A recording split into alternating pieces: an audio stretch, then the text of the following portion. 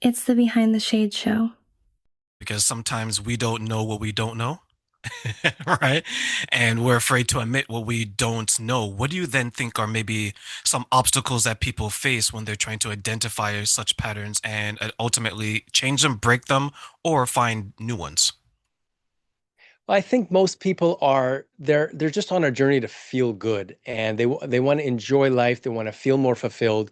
But I think the big challenge that most of us face is that we're our own worst critic and we're our own worst enemy, meaning that there's a part of us, our ego, this part of us that developed a picture of the world when we were 4 or 5 years old and kind of created a picture of who we are and who we need to be in the world in order to be okay, in order to be safe. And the challenge is that as we grow, so our that part of our brain doesn't want that picture to change. It wants us to stay safe. And so the biggest challenge that I find people face on their journey to live a more fulfilling life is that they're fighting against themselves because they're, as much as they say they want to change, they want to grow, they want to achieve success, whatever that looks like for you, on at the same time, there's a big part of us that wants us to stay exactly how we are.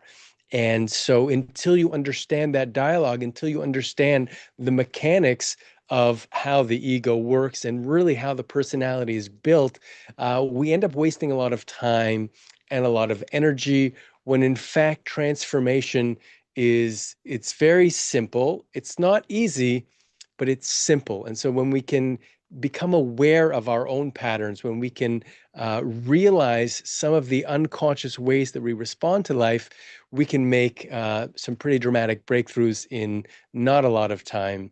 And I think that's the biggest challenge that people are facing today is that they believe that their behavior is really just random when in fact there's a very organized, structured, and powerful system to help you get more of what you want out of life. I learned that the hard way in my 20s. I was unsuccessful in the three different types of relationships: personal, professional, and romantic. Nothing was working. The only thing that worked for me was I had a good relationship with myself. Thank God for that, right? But one thing that I had to learn, which is what I learned the hard way, is I was continuing to do the same thing over and over again in hopes of getting different results. As many people say, the definition of insanity, right? But I didn't know what I wanted because even though as bad as it was, I had lots of people around me, right? It was like I was living the Facebook dream. I had 1,000 people, I had 2,000, I had 10,000, but I had quantity. I didn't have quality. When I decided that I wanted something differently, I went to someone who was much older, a group of people, and I said, the type of life that you have, how did you get there? Because they were 10, 15, 20 years my senior. And they said that one, you have to realize that not everyone is for you. And two, most of the things that you're going through is because of you. Once you could understand that you have the power to make the change, you have the power to understand, you have the power to identify, then you could start that journey. And I'm glad that you mentioned some of the reasons why people maybe struggle to identify because it brought me back to that. When you're helping your clients, David, do they sometimes feel or think, or maybe you've observed this, that maybe they're not worthy of the journey to identify these things? Yeah, I think that's a very common it's a very common obstacle that people face. And definitely it's responsible for a lot of self-sabotage on our journey to create the life that we want. A lot of times you'll find that, it's like we kind of look at ourselves and we recognize that we're shooting ourselves in the foot. We're kind of derailing the very thing that we say that we want. And at the very, very core, I think you really touched on it, that a lot of times we don't feel worthy of success. We don't feel worthy of a fulfilling relationship.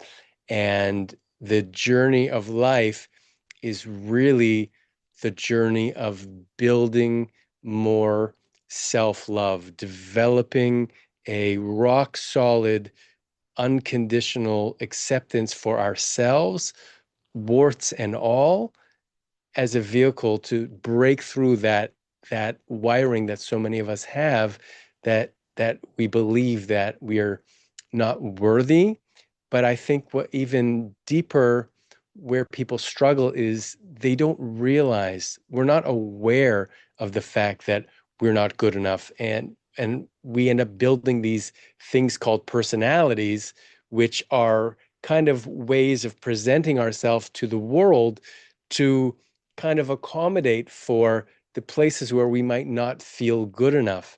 And so part of the work that I do is helping people to kind of break down the layers of how they're showing up in the world to see which parts of themselves are actually maybe not serving them, and kind of cracking open to discover, where are the places that maybe I don't actually like in myself. And that's the place where we can really tap into a lot of untapped energy and a lot of untapped potential.